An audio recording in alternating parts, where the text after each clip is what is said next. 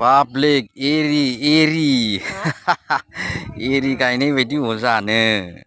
खस्थ' दङ थिगानो खिन्थु बोथोरजों फाइट नांनांगौ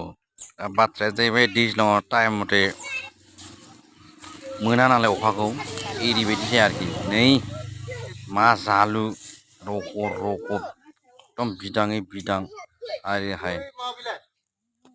खमसे खम जागोन बिगा प्रति 30 थांनो हागौ 30 मनालागै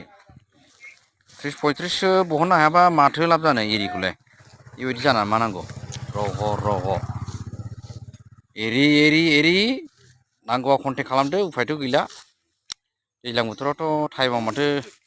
अखाबो मोना माबो मोना खामला हाजिराबो मोना बुहुद समयसा थिखां गलायबाय नै खुनुरुखुम खस्थ' मस्थ'नो बोथोरजों फाइट नांनानै जा अजन बजा मोनसेयावनो मा जालु एम्बु खुगा मा जालु एम्बु खुगा एरि माइ पाब्लिक